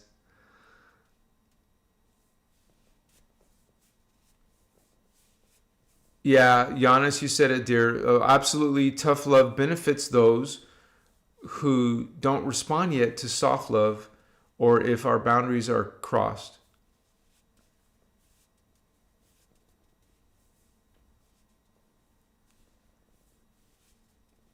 Oh, Indigo said it. Postures of love. Good way of saying it, brother. It's right there in Kathara and also in the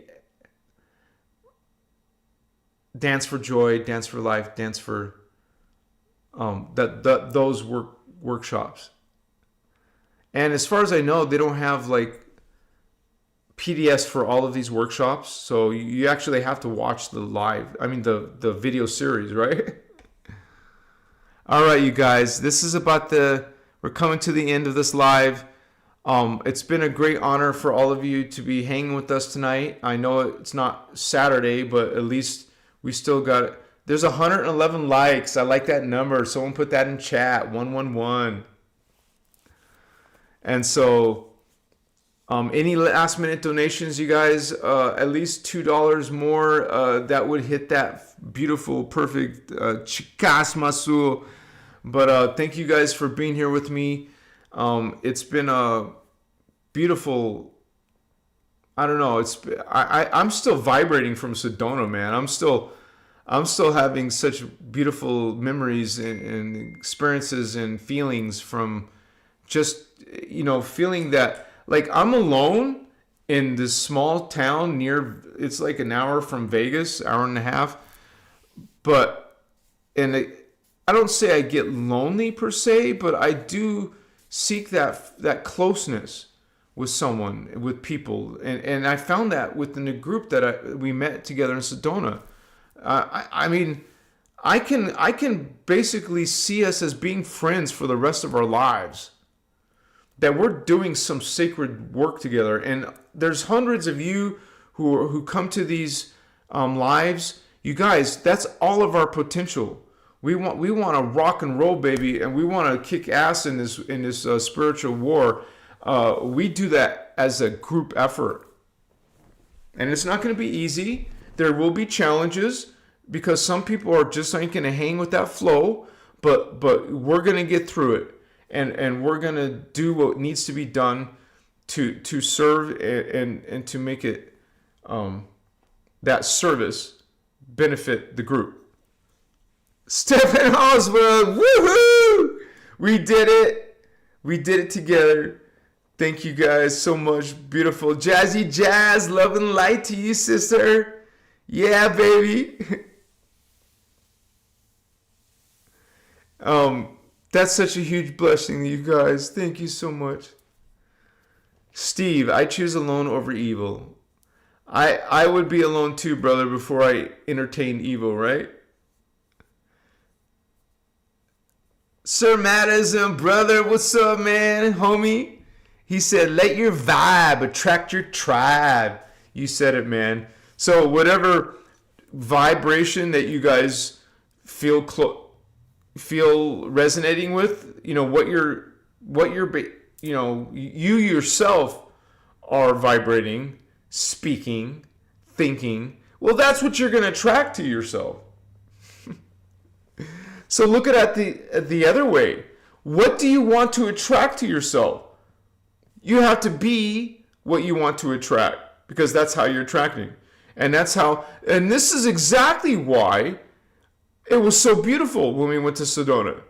We were all like-minded. We all had that easygoing frequency. No judgment. We're not trying to hurt each other. And it just is blessed, man. And then to top it off, when you're at that frequency as a group in real life, then go on medicine, OMG. That is just a whole nother ballgame, baby. What's up?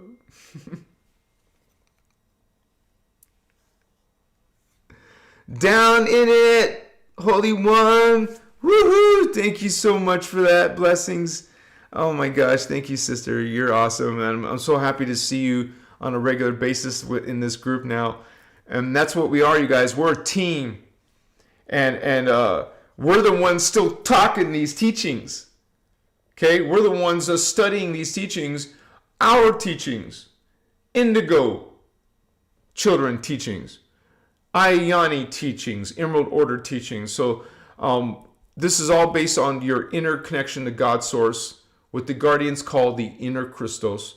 So bless you guys, all part of this community, seeking that inner Christos. And there's only good things that can come out of that frequency.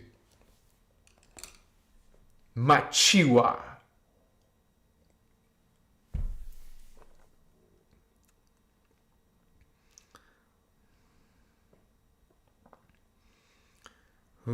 Shada ure akumtan. Shada ure akumtan.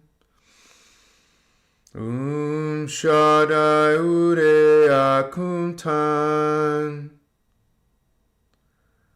I am Christar. I am Christar. I am Christar. I am God. I am sovereign. I am free. I am God. I am sovereign. I am free. I am God.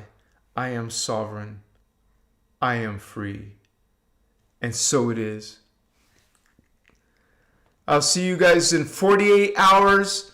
You're going to see our other brothers and sisters on cam with us. Sharing their experience. We can't wait to see you guys. Please come and support our team. It's going to be a beautiful, unique live. And we're also going to have Stardust Goddess on this coming Saturday and an interview and followed up by other people of our group. So much blessings to all of you. Thank you for hanging with us tonight on Sunday, and I hope to see you soon. Omnicristos love. Namaste. Aho. Machiwa. Machiwa. Masutas. Makaya. Good night, sweetheart. Good night.